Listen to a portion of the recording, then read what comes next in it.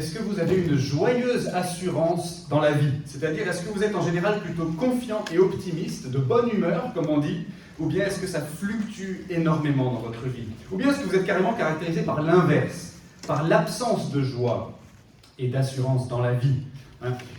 Imaginez deux scénarios différents. Le premier, vous suivez depuis plusieurs semaines la progression de votre équipe préférée dans votre sport préféré dans une compétition mondiale. Arrive la finale, l'épreuve ultime, et au bout du suspense, votre équipe remporte le titre. Yes! Quel triomphe, quelle joie! Vous exultez. Essayez d'identifier le sentiment qui vous habite à ce moment-là et qui vous habitera sans doute pendant quelques jours après. Qu'est-ce que c'est? Une espèce de satisfaction profonde, peut-être une sorte de joie de vivre, une envie de lever la tête, de bomber le torse et d'être gentil avec les gens, en tout cas pendant quelques jours. Il s'est passé un truc positif qui vous réjouit pour quelque temps, qui met de la couleur dans votre quotidien. Maintenant, imaginez un autre scénario. Depuis le début de la semaine, vos nuits sont courtes et vous manquez de sommeil. Votre to-do list est beaucoup trop longue.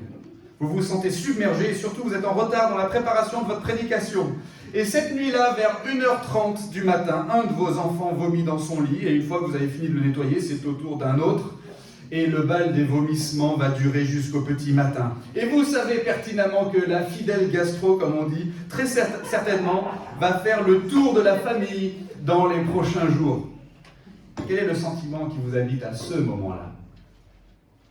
Un genre d'abattement, une sensation de défaite, un stress et une angoisse qui montent.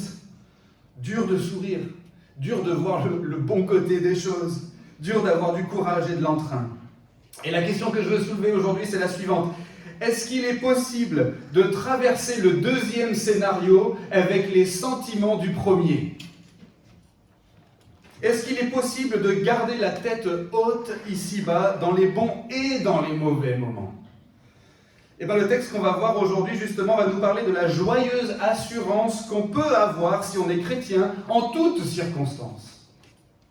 C'est sûr que c'est un texte qui nous dresse un tableau un peu idéaliste, vous allez le voir, mais n'empêche que par la grâce de Dieu, on est vraiment invité ce matin à progresser dans cette direction-là si on est chrétien. Alors on est toujours dans la lettre que l'apôtre Paul a écrite à la communauté des croyants de la ville de Rome au 1er siècle, et on va reprendre là où on s'était arrêté il y a plusieurs semaines. Dans un premier temps, je vous rappelle que l'apôtre Paul a vraiment insisté sur l'idée que tous les humains avaient un gros problème, c'est qu'ils sont, moralement coupables devant Dieu, et qui doivent donc logiquement être punis par Dieu qui est juste. Mais dans un deuxième temps, l'apôtre Paul a vraiment insisté sur le fait que Dieu proposait aux humains un moyen d'être pardonnés. Comment? Il faut qu'on place notre foi, notre confiance en Jésus qui s'est offert lui-même pour payer à notre place notre dette morale envers Dieu. Et comme ça, si on a foi en Jésus, l'apôtre Paul nous dit qu'on est justifié, c'est-à-dire que Dieu ne nous considère plus comme coupables, mais comme justes. Donc on a un gros problème, mais il y a une grosse solution en Jésus. Et c'est ce qu'on a vu jusqu'ici, dans les chapitres 1 à 4. Et maintenant, l'apôtre Paul va nous expliquer que si on est justifié de cette manière, si on est devenu juste aux yeux de Dieu, alors ça veut dire qu'on est en paix avec Dieu pour toujours. Et si on est vraiment en paix avec Dieu pour toujours, alors ça devrait changer radicalement notre attitude dans la vie dès maintenant. Oui, les chrétiens peuvent vivre avec une joyeuse assurance en toutes circonstances parce qu'ils sont en paix avec Dieu. C'est toute la leçon du passage qu'on va lire dans un instant. Et en lisant ce texte, je veux que vous remarquiez deux choses. D'abord, la façon dont Paul dit à plusieurs reprises que si on est croyant, on se glorifie dans certaines choses. Alors vous avez peut-être une autre traduction, comme la traduction Second 21 ou la Semeur, qui parle de placer notre fierté dans quelque chose au lieu de se glorifier dans quelque chose. Le terme veut dire en fait lever la tête, se féliciter, se réjouir de quelque chose. Dans certaines traductions, on trouve même le verbe « exulter ». Donc notez bien d'abord la façon dont Paul considère que si on est chrétien, on peut vraiment lever la tête à cause de certaines choses. Et la deuxième chose que je veux que vous remarquiez, c'est l'utilisation par Paul de certaines expressions comme « bien plus »,« à plus forte raison » ou « plus encore ». Ce qui montre que pour Paul, il y a vraiment quelque chose qui doit découler ou résulter de la position ou du statut qu'on a en tant que croyant et qu'on a obtenu par la grâce de Dieu par le moyen de la foi en Jésus. Alors, est-ce qu'on peut lever la tête en toutes circonstances dans la vie si on est chrétien? Eh bien, lisons le texte pour le découvrir dans la lettre de Paul aux Romains au chapitre 5. On commence au premier verset, on lira jusqu'au verset 11. Étant donc justifiés par la foi, nous avons la paix avec Dieu par notre Seigneur Jésus-Christ. C'est à lui que nous devons d'avoir eu par la foi accès à cette grâce dans laquelle nous demeurons fermes et nous nous glorifions dans l'espérance de la gloire de Dieu. Bien plus, nous nous glorifions même dans les tribulations, sachant que la tribulation produit la persévérance une fidélité éprouvée, et la fidélité éprouvée, l'espérance. Or, l'espérance ne trompe pas, parce que l'amour de Dieu est répandu dans nos cœurs par le Saint-Esprit qui nous a été donné. Car lorsque nous étions encore sans force, Christ, au temps marqué, est mort pour des impies. À peine mourrait-on pour un juste, quelqu'un peut-être aurait le courage de mourir pour un homme qui est bon, mais en ceci, Dieu prouve son amour envers nous, lorsque nous étions encore pécheurs, Christ est mort pour nous. À bien plus forte raison, maintenant que nous sommes justifiés par son sang, serons-nous sauvés par lui de la colère. Car si, lorsque nous étions ennemis, nous avons été réconciliés avec Dieu par la mort de son Fils, à bien plus forte raison, étant réconciliés, serons-nous sauvés par sa vie. Plus encore, nous nous glorifions en Dieu par notre Seigneur Jésus-Christ, par qui maintenant nous avons obtenu la réconciliation. Seigneur, merci pour ta parole. Elle est la vérité. Sanctifie-nous maintenant par ta vérité. Amen. Oui, les chrétiens peuvent vivre avec une joyeuse assurance en toutes circonstances parce qu'ils sont en paix avec Dieu. On peut lever la tête dès maintenant et tous les jours. Premier point, puisqu'on est en paix avec Dieu, on peut lever la tête parce qu'on est destiné pour sûr à entrer un jour dans la gloire. C'est la première chose que l'apôtre Paul veut nous faire comprendre ici au verset 1 et 2. Il faut bien comprendre que ces deux versets, versets 1 et 2, c'est en quelque sorte le dénouement de tout ce que Paul a dit dans sa lettre jusqu'ici. Vous vous rappelez qu'il a beaucoup insisté sur le fait que les humains étaient séparés de Dieu à cause de ce truc que Paul appelle le péché. Paul a beaucoup insisté sur la gravité de cette situation. Il a vraiment voulu nous faire comprendre qu'on avait désespérément besoin que Dieu fasse quelque chose pour nous. Et rappelez-vous comment il a résumé ce gros problème qu'on avait.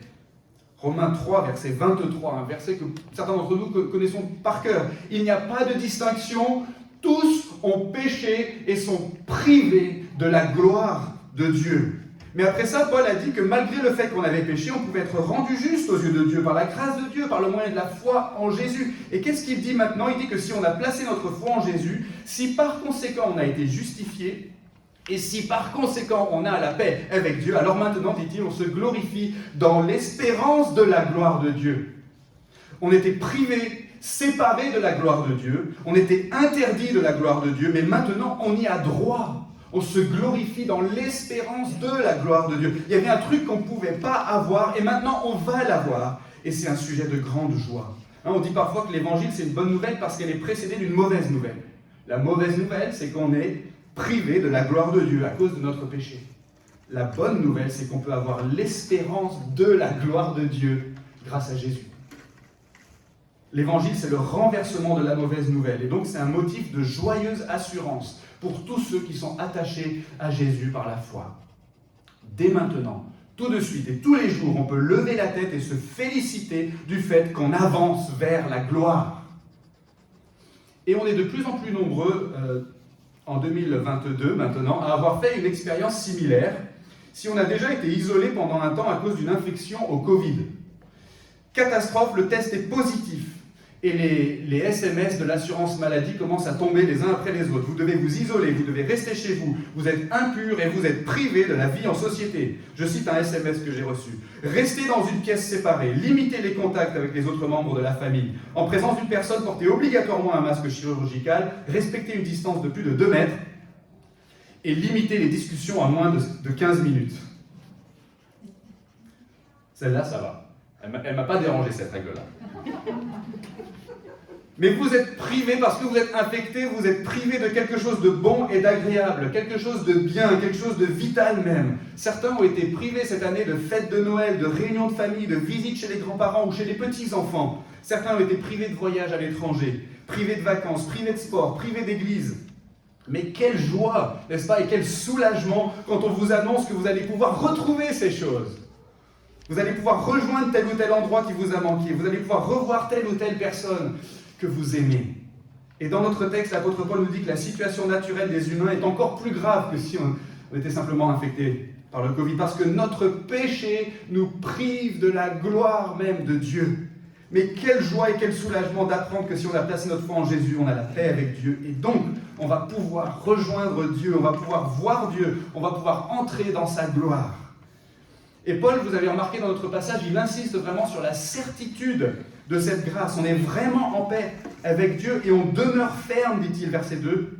On demeure ferme dans cette grâce, c'est-à-dire qu'on est fermement établi dedans, on est ancré dedans, on se tient solidement dans sa grâce. Pourquoi ? Parce que cette grâce ne dépend pas de nous. Vous avez vu ce qu'il dit ? C'est à Jésus-Christ que nous devons d'avoir eu accès à cette grâce, toujours au verset 2. Si ça dépendait de nous, ça serait inquiétant, n'est-ce pas ? Et on pourrait se demander si ça ne serait pas possible en fait d'être de nouveau privé de la gloire de Dieu. Mais non, notre statut devant Dieu, nous qui avons la paix avec lui, notre statut est tellement certain en vertu de ce que Jésus a accompli une fois pour toutes, qu'on peut lever la tête avec une joyeuse assurance dès maintenant et tous les jours de notre vie. On peut bomber le torse, on peut être de bonne humeur, on peut considérer l'avenir avec optimisme, on peut se féliciter, se réjouir d'avoir la paix avec Dieu parce qu'on était privé du truc le plus important de notre existence et maintenant on n'est plus privé de ce truc-là. On avance vers la gloire, on peut être content, et même dans toutes les circonstances. Vraiment, dans toutes les circonstances, ça nous amène au deuxième point. Puisqu'on est en paix avec Dieu, on peut lever la tête parce que même les difficultés, en fin de compte, c'est quelque chose de positif pour nous. C'est un peu perturbant, un peu dérangeant comme idée, mais c'est bien ce que l'apôtre Paul veut nous faire comprendre si on regarde bien ce qu'il dit au verset 3 et 4. Il dit « bien plus », c'est-à-dire on se réjouit, on se glorifie dans l'espérance de la gloire de Dieu, dont on était privé, mais maintenant on avance vers ça, et on se glorifie tellement dans ce truc-là, que bien plus nous nous glorifions même dans les tribulations. Verset 3. Autrement dit, la joyeuse assurance qu'on peut tirer du fait qu'on a la paix avec Dieu est telle qu'elle va s'exprimer même quand on traverse les difficultés. On peut vraiment lever la tête, rester optimiste et positif, même dans les difficultés. Et Paul nous explique plus précisément pourquoi dans ces versets. Il nous dit que puisqu'on a la paix avec Dieu, ça veut dire que les difficultés, en fin de compte, ça produit quelque chose de bien pour nous. Regardez le texte. La tribulation produit la persévérance. La persévérance, une fidélité éprouvée. Et la fidélité éprouvée, l'espérance. Ce que Paul nous explique ici, c'est qu'à travers les difficultés, premièrement, on gagne en expérience et en résistance. Après chaque difficulté, après qu'on en est sorti de cette difficulté, vous avez peut-être déjà fait cette expérience-là, on est mieux préparé en fait pour la prochaine difficulté. Il y a une certaine logique à ça en fait. Quand une difficulté a pris fin, la fois d'après, on sait qu'on est capable d'en sortir de nouveau. On ne sait pas pour sûr qu'on va en sortir, parce qu'on ne peut pas prédire l'avenir. Mais au moins, on est un petit peu moins intimidé par la difficulté. Ça, c'est notre persévérance, c'est notre patience qui est en train de grandir. Vous connaissez sûrement cette parole bien connue du philosophe Nietzsche. « Ce qui ne me tue pas me rend plus fort ». Alors Nietzsche n'était pas du tout un chrétien, mais il a observé quelque chose d'assez vrai en fait. Et ça va à peu près dans le même sens que ce que dit Paul dans notre passage. Mais ensuite, Paul, il poursuit, deuxièmement, la persévérance produit une fidélité éprouvée. Alors, la traduction second 21 et la Semeur disent que la persévérance produit la victoire dans l'épreuve. Mais c'est pas génial comme traduction. Encore une fois, la traduction à la colombe, elle a vu juste. Le mot en grec veut dire le résultat de l'épreuve. Ou encore, la valeur qui résulte de l'épreuve. L'idée, c'est que la persévérance dans les difficultés, ça va tout simplement forger le caractère, comme on le dit aujourd'hui. C'est-à-dire que quand on persévère malgré les difficultés, on est en train de faire un apprentissage. L'expérience de la difficulté nous livre des leçons sur notre fragilité, sur notre dépendance de Dieu, sur la providence de Dieu, sur l'existence du mal dans notre monde et sur ce qui est vraiment important à la fin dans notre existence. Mon confort personnel n'est pas la priorité numéro 1 de Dieu dans la gestion de l'univers. C'est une grande leçon. Vous voyez, les difficultés forgent notre caractère parce qu'elles nous rappellent notre condition et elles nous apprennent à faire confiance à Dieu.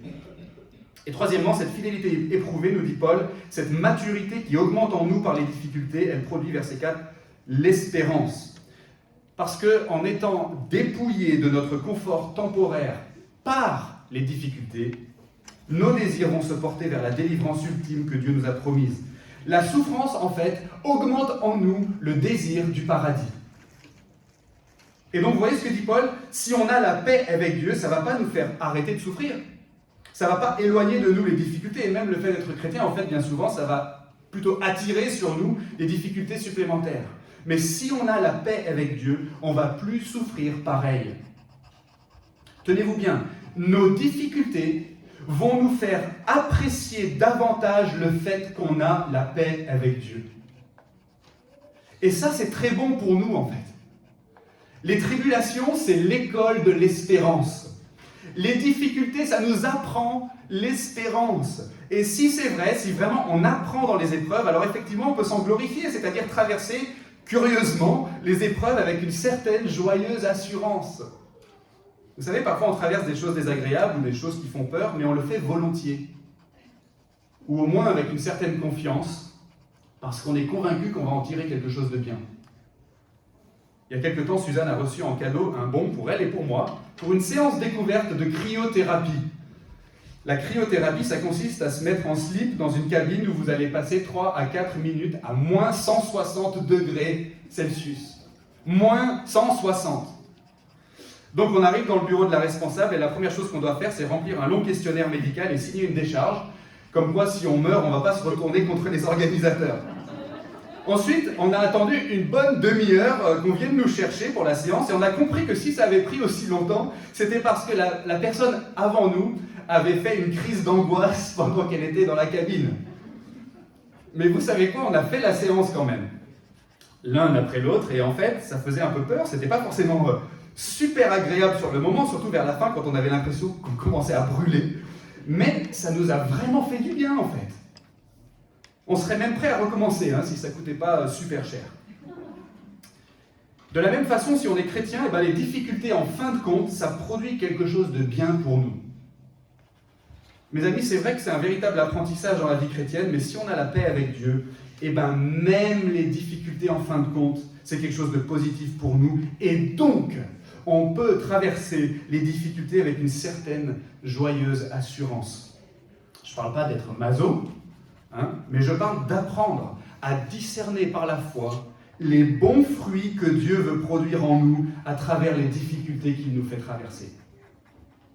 Je parle d'acquiescer à la providence de Dieu, qui parfois est horriblement difficile, voire douloureuse pour nous, certes, mais d'acquiescer à sa providence avec une bonne attitude, de souffrir positivement, si j'ose dire, de souffrir comme un croyant. On en a parlé pas mal quand on a fait notre série sur le livre de Job. C'est-à-dire de souffrir comme quelqu'un qui sait pour sûr qu'il a la paix avec celui qui gouverne ses circonstances.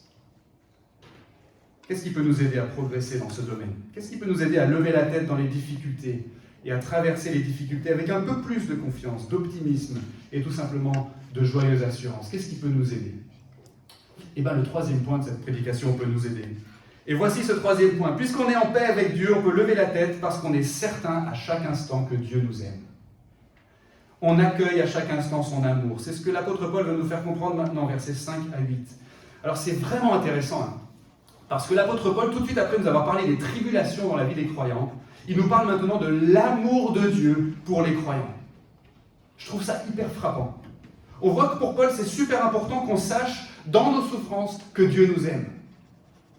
C'est peut-être le truc le plus important à savoir, parce qu'on peut croire qu'il y a un Dieu et on peut croire que Dieu est souverain dans tout ce qui nous arrive, mais ça en soi, ça ne va pas nous rassurer. Ce qui va nous rassurer, c'est de savoir que ce Dieu qui gouverne tout l'univers nous aime. Alors comment est-ce qu'on peut le savoir? On le sait parce que si on est un vrai croyant, on a reçu le Saint-Esprit, c'est-à-dire l'Esprit de Dieu, qui répand l'amour de Dieu dans notre cœur. C'est ce que dit Paul au verset 5. Et ici, l'apôtre Paul, il décrit quelque chose qui relève de l'expérience très personnelle et intime des croyants. Moi, je ne peux pas savoir ce que le Saint-Esprit répand dans ton cœur, mais je peux savoir ce qu'il répand dans mon cœur. Et toi, tu peux savoir ce qu'il répand dans ton cœur. si on est un vrai croyant, si vraiment on a le désir sincère de suivre Dieu, de lui faire confiance et de le laisser gouverner notre vie, si on est un vrai croyant, on a reçu le Saint-Esprit en nous et il répand l'amour de Dieu dans notre cœur. Mais comment est-ce qu'il le fait ? Il le fait en nous rappelant l'Évangile, qui est la preuve que Dieu nous aime. Verset 8. En ceci, Dieu prouve son amour envers nous. 2 points. Lorsque nous étions encore pécheurs, Christ est mort pour nous. Alors si je vous demandais à ce moment précis, là maintenant, tout de suite, si vous considérez qu'il y a des gens dans votre vie qui vous aiment, il est possible que vous me répondiez, je ne sais pas. Peut-être même que vous me répondiez, je ne pense pas. Mais beaucoup d'entre nous, je pense, on répondrait, oui, voici au moins 1 ou 2 personnes. Celle-là, je sais qu'elle m'aime. Comment est-ce que vous savez qu'elle vous aime, cette personne, à ce moment précis, à cet instant T, alors qu'il n'y a rien qui vous l'indique là, immédiatement? Peut-être qu'elle n'est même pas dans cette caisse avec vous maintenant.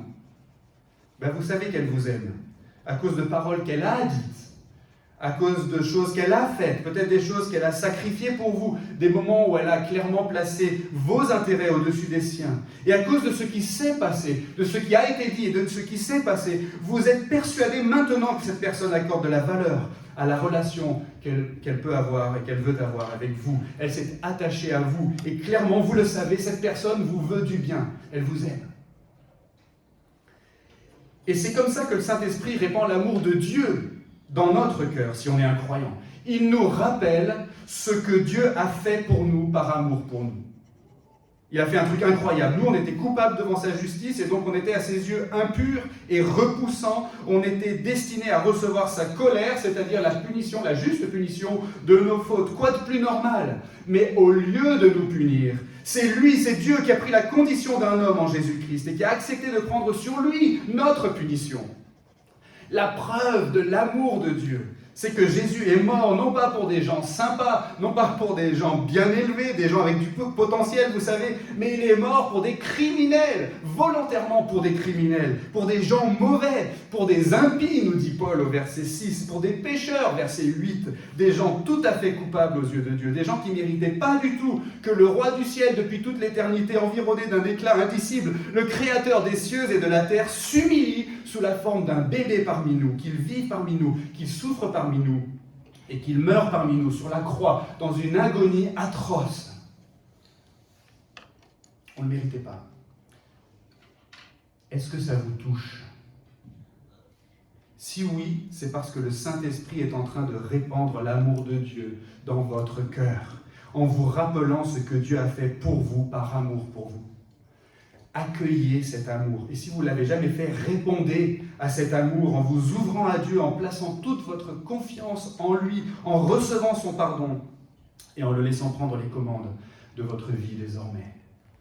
Et ensuite, revenez sans cesse à cette fontaine pour vous abreuver. Revenez sans cesse à l'Évangile, la bonne nouvelle de Jésus mort pour nos péchés et ressuscité pour notre justification, parce que Dieu nous aime.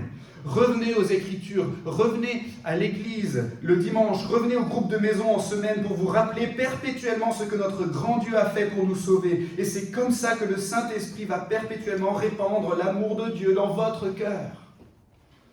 Et en faisant l'expérience personnelle et intime de l'amour de Dieu, c'est votre espérance qui ensuite va devenir plus solide. Dieu nous fait connaître son amour maintenant par le Saint-Esprit qui nous habite et qui transforme la connaissance de l'Évangile en l'expérience de l'amour de Dieu. Dieu nous fait connaître son amour maintenant et par cet amour dont on fait l'expérience maintenant dans notre cœur, c'est notre espérance qui est authentifiée à notre esprit. Comme le dit l'apôtre Paul, verset 5. L'espérance ne trompe pas parce que l'amour de Dieu est répandu dans nos cœurs. Vous avez suivi? Tout ça pour dire quoi? Tout ça pour dire que si on est un vrai croyant, eh bien, puisqu'on est en paix avec Dieu, on peut lever la tête.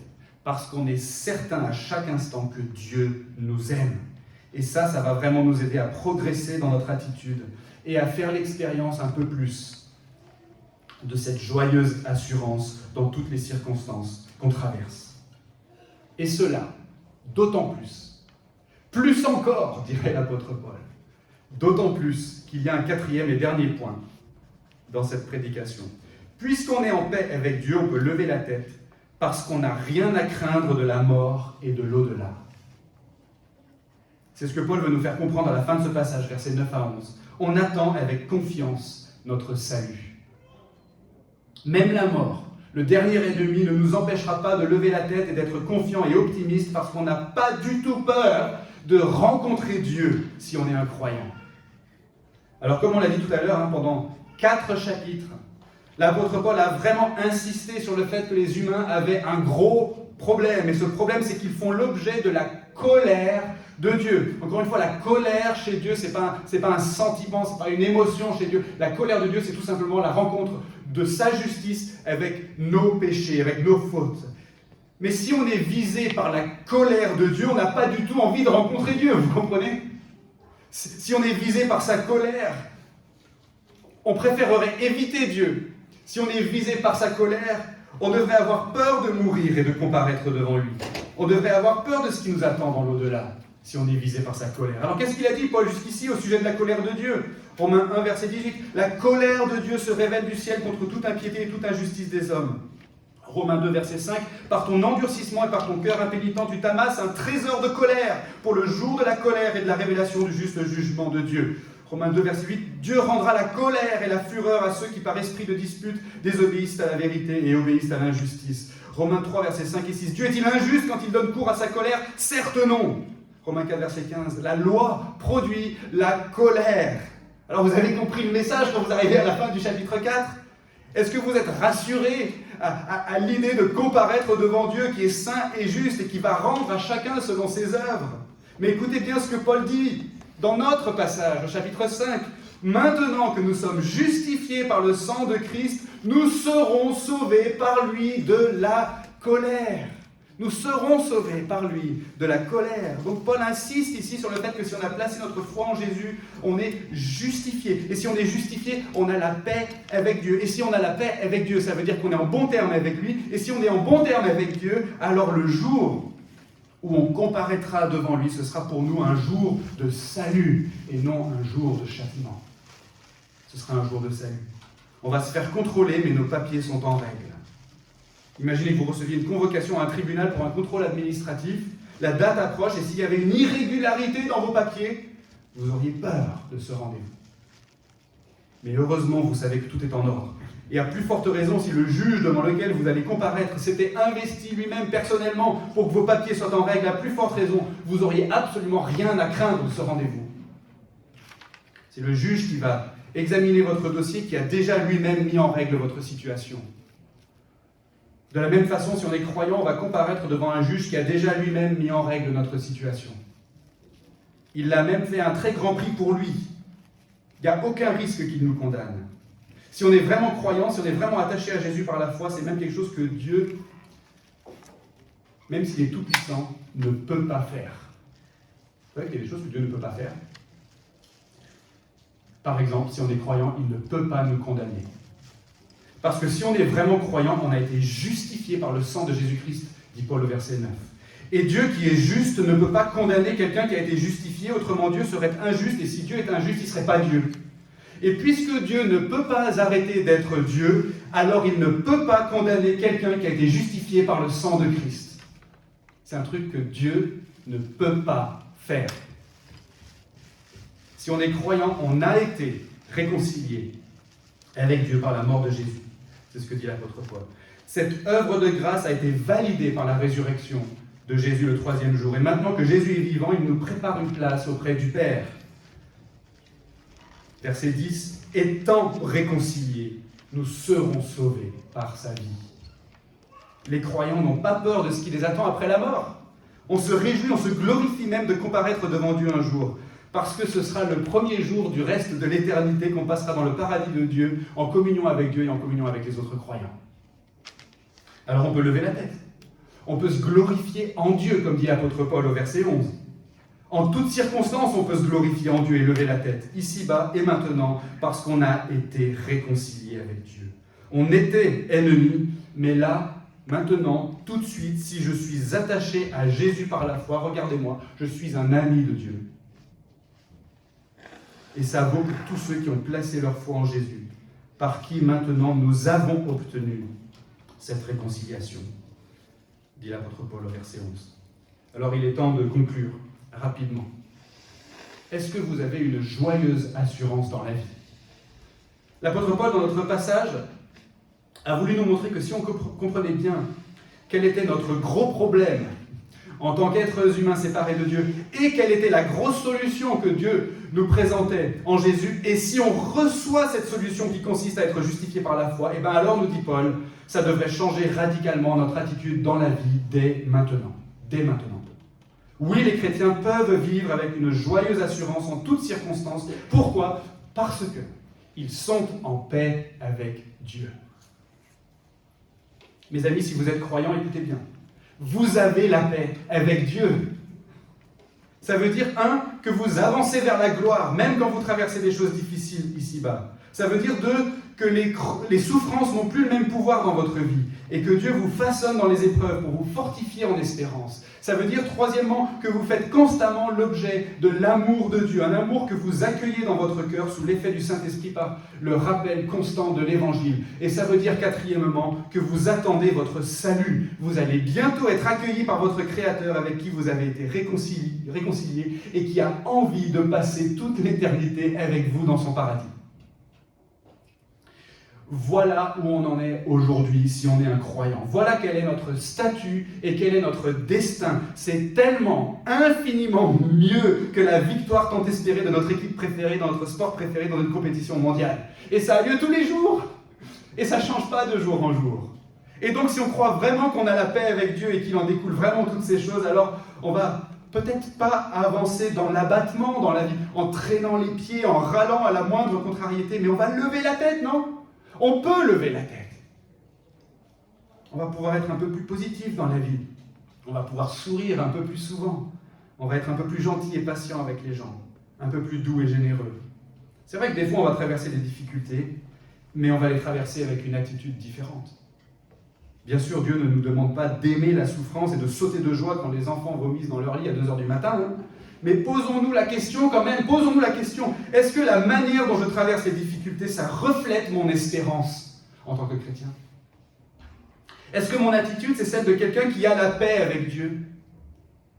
Est-ce que c'est l'attitude de quelqu'un qui a été justifié, qui est aimé de Dieu et qui est gardé par sa puissante main? Est-ce que mon humeur habituelle dans la vie, c'est celle de quelqu'un qui se glorifie dans l'espérance de la gloire de Dieu, qui se glorifie même dans les tribulations, et qui se glorifie en Dieu par son Seigneur Jésus-Christ, par qui il a obtenu la réconciliation? Ou bien est-ce que mon humeur habituelle, c'est plutôt celle de quelqu'un qui se glorifie dans ses propres capacités, dans ses réussites, dans son confort, et qui réagit très mal quand ces choses sont menacées ou détruites? Mes amis, en toutes circonstances, on peut lever la tête, et si j'ose dire, on peut bomber le torse. On peut être confiant et optimiste, on peut avancer avec une profonde et joyeuse assurance.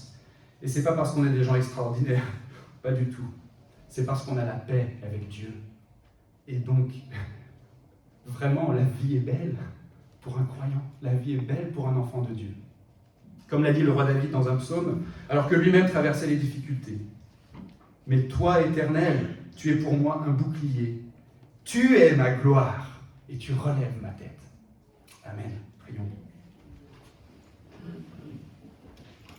Merci pour ta parole, Seigneur. Je te prie maintenant de l'appliquer à notre cœur et à notre vie, par la puissance de ton Saint-Esprit et au nom de Jésus. Amen. On va se lever pour chanter ensemble « Mon espérance est en Jésus ».